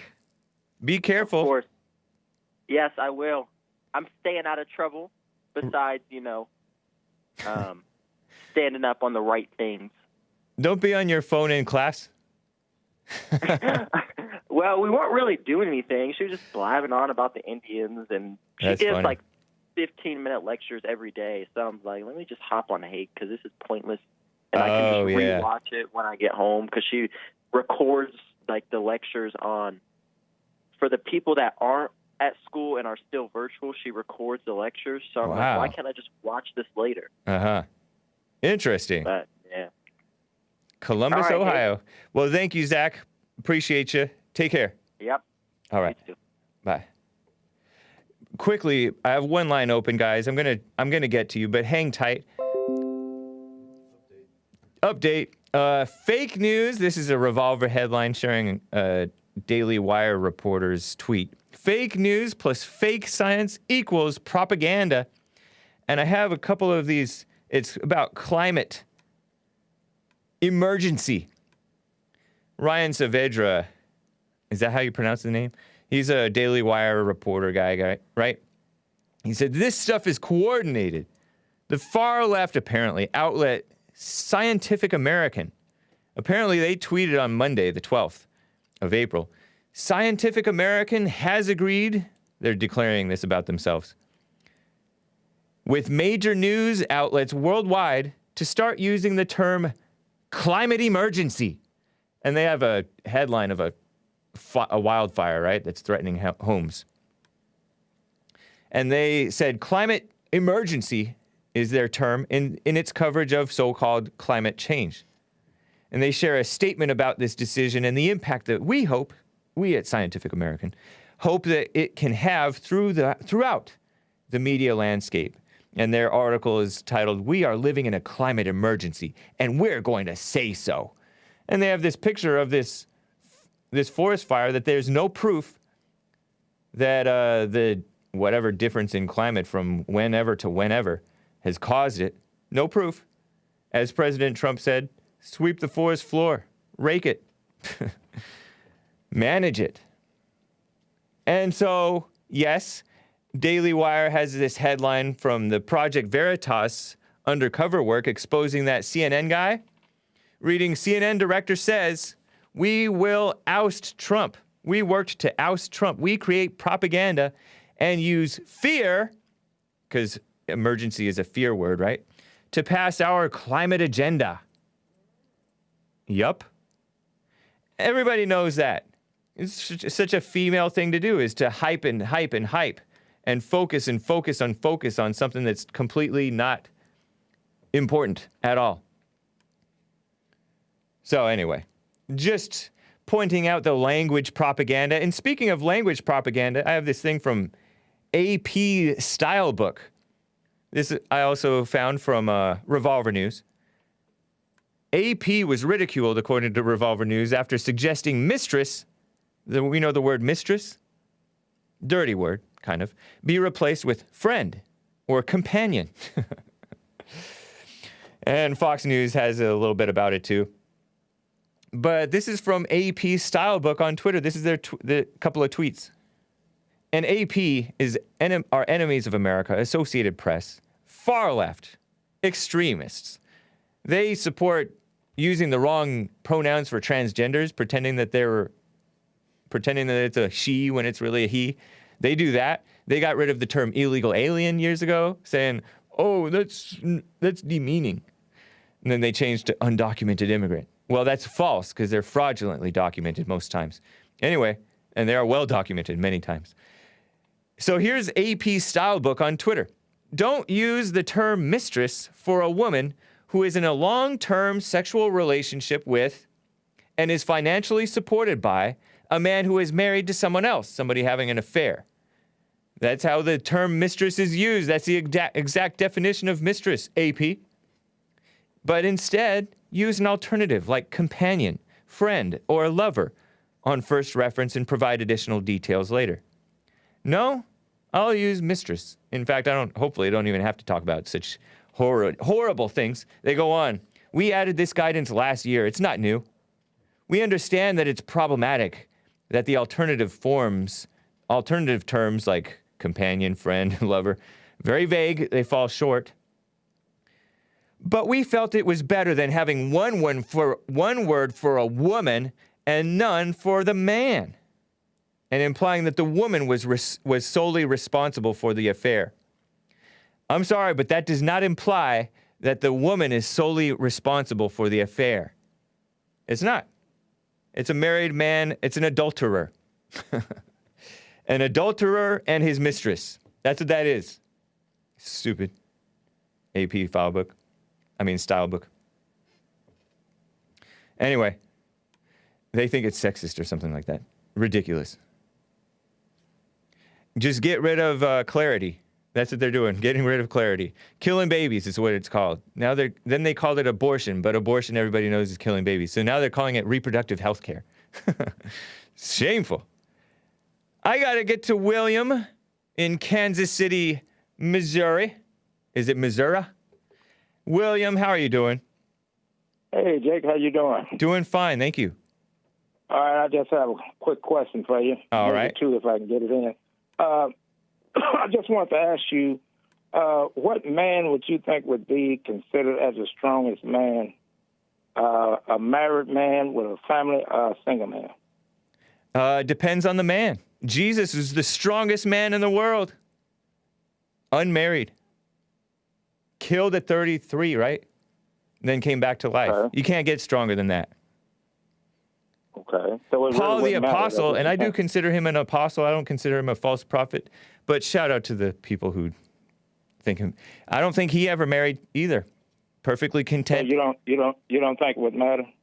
Yeah, it just depends. Depends on the man and his life and what God has for him, right? Okay. Yeah. I believe that. I'll go for that. Yeah. But I mean, it is good to marry if that's what you want to do, but do it in the right way and don't be a simp. Okay, I mean, it's not for everybody. I was just saying, which one would you think would be the strongest man if you had to choose? It does. I'll tell you one thing. It does test and expose your weaknesses when you get into situations like that. When you get involved with a woman, you get tested. So I respect that. You kind of test your selfishness and your weakness with women and stuff. Because people who are single think, oh, yeah, I'm tough. And then you get with a woman and she just controls you. Okay. Yeah. Okay, so let's say, for instance, which president would you vote for, a single president or one that was married? Or would it make any difference to you? I would vote for Trump. Huh? If he's a married man and he's a strong man, I would vote for him. If he's an unmarried man and he's strong, I would vote for him. But there are a lot of weak and strong married and unmarried males. And that's true. That's true. Yeah. Okay. My next question I want to ask you about because I just watched it on TV, the woman that was shot at the Capitol. Do you think that was justified or unjustified? I don't think it was justified, but I really don't know. I wasn't there, so it's hard for me to say it was absolutely unjustified, but I don't think that it was justified. It's hard to know what the situation really was. There was a lot of fear, and I think the cop may have shot the woman out of fear, but I really don't know. I cannot. Well, it had to be a lot. Bottom line, I don't know. Bottom line is I don't know. They was breaking in. I wasn't there either, but they was breaking in, so yeah. I can say he might have shot out of fear because there was a lot of commotion going on there. Right. There were some people who were turning away and going back downstairs or whatever it was. It seemed like it was stairs. Some people were turning away. Some people were going forward. She took it upon herself to go in there, which was ill-advised. Jump through that, try to jump through that window. Right away, she got shot. From what I understand, her mother begged her not to go. I wouldn't be surprised. A mother would worry like that. Yeah, and in this case, it may have been good advice. Yeah, I think it was some good advice. She told her not to go because that was a very dangerous situation. Yeah. I mean, where was her husband? She's married. I don't know. Oh, she was married? She was married, yeah. I learned that. I just saw a headline about it. Her husband talked about what a patriot she was. Oh, okay. Yeah, I mean, she was in the military. She was in the military. Yeah. She was in the military. Yeah, yep. I do know that. Yeah. So. That's bad. That was bad. Rest in peace, Ashli Babbitt. Yeah, and next question I have, because I have to get out here to go pick up my grandkids. The next question I have was, all the people that you've known so far that's been arrested for invading the Capitol, do you feel that they was guilty, or you think they should have been arrested, or what? Depends on what they did. If they committed any any theft or destruction of property, I mean the ones that were destructive. Yeah. Yeah, the destructive ones. Yeah, of course they should be arrested. Okay. Yeah. Did you know that a lot of Black Lives Matter supporters and rioters and Antifa people, they got off? Even the ones who got arrested, they're not charged. It's like they're getting all kinds of deals, preferential treatment. Well, there's a lot of them that was arrested was not getting charged. Yeah. It all depends on what they did and how they participated in it. Right. So, I mean, I wasn't there either because I don't know what they did or whatever. I just know more than what I could see on TV. Yeah, and you can see the destruction that they committed, far worse than anything that took place at the Capitol, really. Yeah, so are you married, Jake? Nope. Do you have a girlfriend? Nope. No girlfriend? Not married?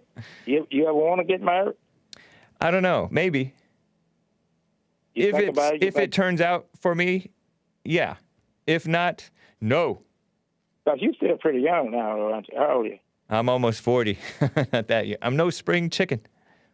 You're almost 40. You're nothing but a spring chicken, but you don't have a whole lot of time left. You don't have a whole lot of time yet. Right. It's just a lot of fun, man, to have some grandkids, especially when you get older. Yeah. No, I don't want to, cut off an opportunity for that, but we'll see what happens. A setup has happened on my generation, especially my culture, where we just raised all messed up and given all the wrong priorities, such as like education, which is not really education at all. It's definitely different. Yeah. What a shame, huh? It's different now. People used to grow up at like 18. They were men already. But now at 18, you still feel like a kid for another 10 years sometimes. I grew up when I was 15. That's cool. I was working construction when I was 15 during the summer. Nice. I did a little bit of that stuff as a younger kid. But I worked at a construction company. I was working with grown men at 15 during the summer. That's cool. Yeah. Yeah, man. Okay, it was nice talking to you, man. I'll be hollering at you again. I gotta run and pick up my grandkids. So. Sounds good, William. Appreciate you in Kansas City, Missouri. Take care. All right. Take care. All right. Bye. PJ's been on hold forever. A first-time caller in Arizona. On hold forever. What in the world? PJ, thank you for holding. What's up? How you doing, sir? Doing fine, thank you. Yikes. Awesome. And I'm a Navajo, not Idaho. Nice. PJ, a Navajo. That's cool. Yes, sir. So, are you are you have your dignity? My dignity? Yeah. Because I used to, when I grew up, the reason I asked this I grew up thinking of Indians as being dignified. It would be like, how? And just, they have their dignity, right? They're warriors, they're chiefs, they are, they just have dignity. But there's so much, for sure. but there's so much going on now. Like they have, I don't know if it's reparations, but they're like the tribe distributes money and they kick out people who are not Indian enough. So they kick them out. So there's less money, there's more, and there's victimhood and there's suicide and all kinds of alcoholism, all kinds of mess. And so I see a lot of lack of dignity among American Indians nowadays. No, you're correct. You know, they're proud people for sure. Yeah. We are proud people for sure. And I don't see much difference from my people, Native Americans or Indians. I probably prefer Indians because there's less syllables. Right. Yeah. But I don't see much difference between us and the blacks. Yeah. And it's horrible what my people is going through because they're being brainwashed and dumbed down as well as the blacks. Right. And I say to my wife all the time, like, I just like, man, my people are so dumb, man. I can't believe how dumb they are and how brainwashed they are. Yeah.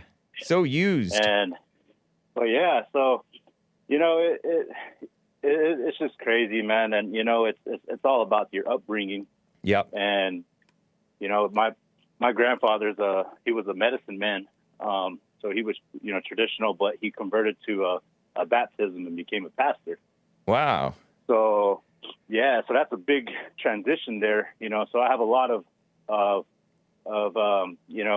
information and, you know, just stuff on being traditional. And, you know, I'm not traditional. I wasn't raised that, but my grandfather, you know, converted to baptism. So, yeah, you know, thank God for that. So, yeah, you know, that's another thing that the American Indians and this kissing up to the victimhood of American Indians and this talk about genocide and stuff.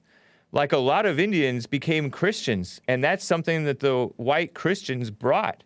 And that's something that's not even acknowledged. I even forgot about it until you just mentioned it. It's not even acknowledged. Yeah, my mom actually grew up in a boarding school, you know, in which they did teach a lot of Christian values. Yeah. And, you know, if it wasn't for that, you know, man, we'd be lost right now. We'd be really lost. Did you marry outside of your nation? The Navajo Nation? No, my wife is full Navajo. Nice. So that's cool. Yeah, I wanted to say, I wanted to touch on some points. All right. You know, just recent events that's happened to me. I talked to Nick and explained to him a little bit. So, you know, I wanted to try to get into Jesse, but I mean, you're the next best thing, but you have some very good insight and advice as well. Appreciate it. But I commute to work every day. It's a 2-hour drive to work and a 2-hour drive back to work. Wow, that's a man. So, thank you. But I do that, you know, Monday through Friday, and you know, it goes from 8 to 9 hour shift, and you know, I just started this commute from Phoenix to Flagstaff. So, you know, I started this commute about 4 weeks ago. Yeah. And the second week when I started doing this commute, I got pulled over by a highway DPS, and he pulled me over. The reason being was my license. I just bought the car, and it was a paper license plate, and it was flapping. Oh. So he said it had to be secured, and you know, which I totally understand. But you know, when I was driving by, I could tell that he wasn't. Of course, he wasn't looking at my license plate when he saw me pass by at 75 miles per hour.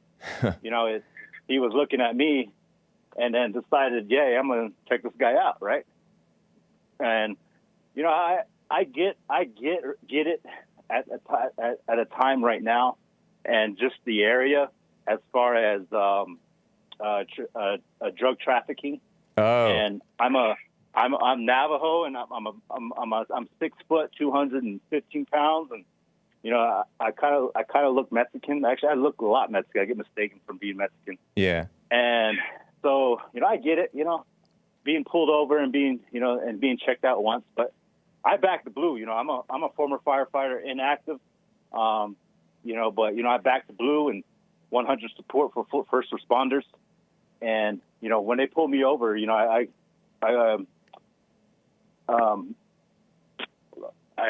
put my hands on the wheel, both hands on the wheel, both windows down. Yeah. And you know, I make sure my license is ready, and I take my keys out of the ignition and put it on the dash so they can see me in my hands at all times. And you know, when he came up, I just told him, you know, I was like, hey, you know, can I see your license registration? He said, yes, sir. And then if they don't ask me, you know, or if they don't tell me why they pulled me over, then I ask them. But he told me why he pulled me over with my license plate. And I said, okay, you know. And, you know, he gave me off with a warning and he let me be. But then after, the next week, they pulled me over 2 times again. Or no, they followed, I mean, not followed, they followed me 2 times after that. Yeah. And then, so after that incident, they probably followed me about 5 more times in the same area. They followed me. Uh-huh. They pulled out from the exact same area, and they followed me. And they, you know, they just sit right there, and they run my plate and stuff. But it, you know, I don't know as far as what I should do. Like, I just started. First of all, I started logging it, and you know, I started logging the times and when they come out, and you know, they follow me, and I started waving at them. I got one wave back one time, but I don't know if it's the same cop or if it's different cops or if it's just a coincidence. But I don't know, you know, like, what's your advice? Am I doing it right by logging it? And what's your insight on that and waving at them and make, you know what I mean? If they're not pulling you over, you're fine. I mean, as long as you're driving right, I wouldn't speculate on what their mindset is because that can really play with your mind. Like when you said you got pulled over, the guy was looking at you, not your license plate, driving at 75 miles an hour. So I would say don't let it play with your mind. Doubt, like JLP says, doubt all thoughts. Do you do Jesse's silent prayer? Yes, sir. Yeah, just keep a good attitude regardless, even if they're wrong. Who knows?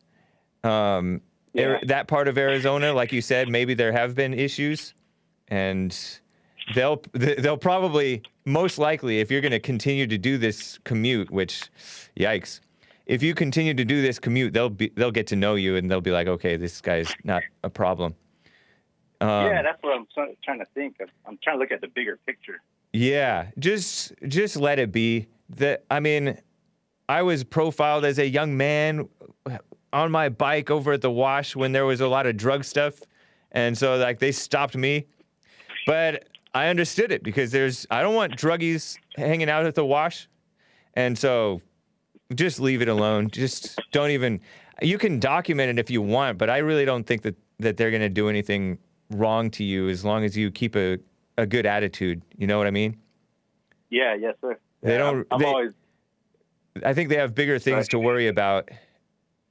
You know, than to harass just me, yeah. Yeah. And I thought about that because they probably have. I mean, of course, they have thousands of cars going through there every day, you know. And you know, to pick me out of just one bunch, you know, one person. I think that's very, very rare. If you have a particular car, or you just have a look about you, like what you said, you're a big guy, look like a big old bulky Mexican. And I have a 2004 Honda Accord gray. Is it race racered out, or is it just? No, it's just plain Jane, and the windows are legal tinted. And nice. They can see me. So yeah, you know, yeah. I mean, but I wanted to get your insight on that. Yeah, keep it cool. Don't let it play with your mind. If it does, just don't even worry about that. But main thing is keep a good attitude. Treat them the way that you want to be treated, even if they don't treat you the way that you think they would want to be treated.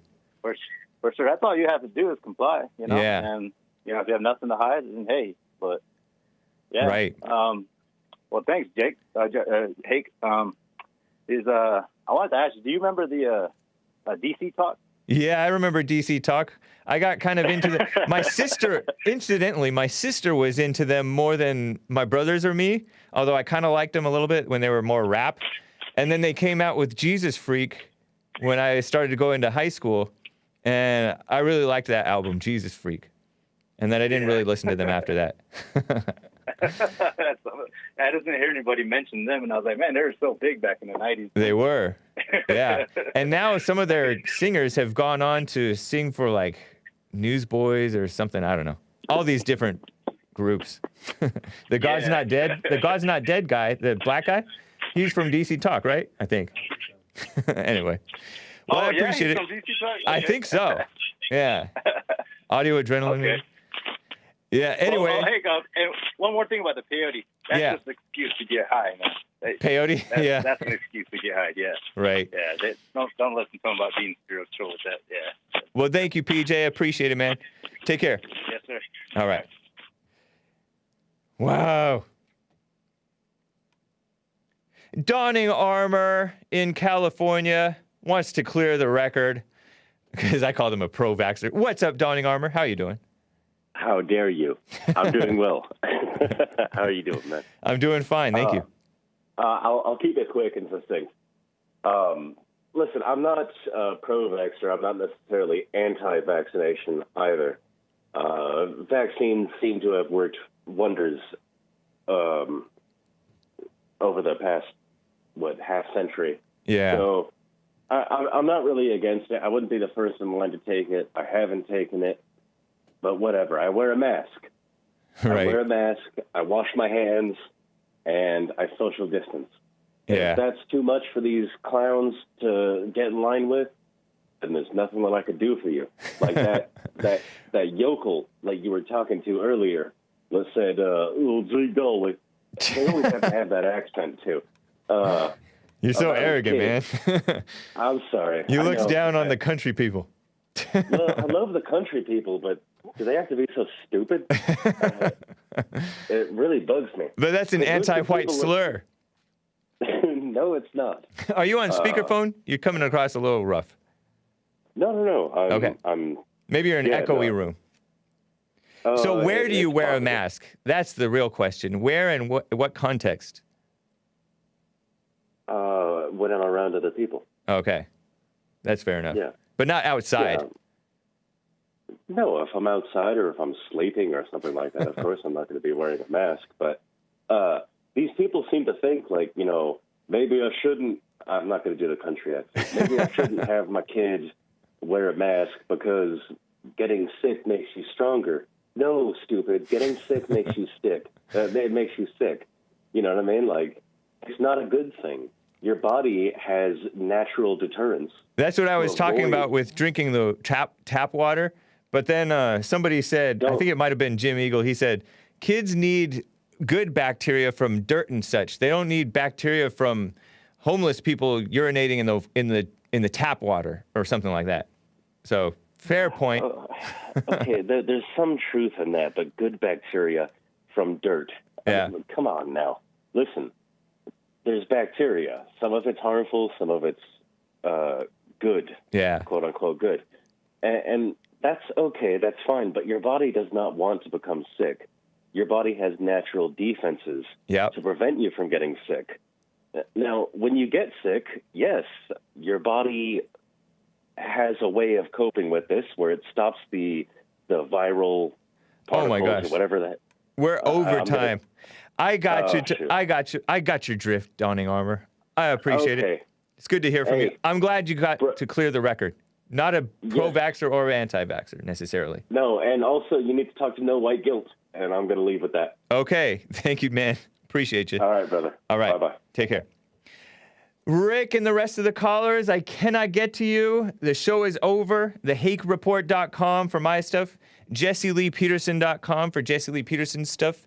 RebuildingTheMan.com/church for Church with Jesse Lee Peterson audio podcast, as well as the Sunday service throwbacks and recent ones. Thanks, guys, and see you tomorrow, hopefully. Take care.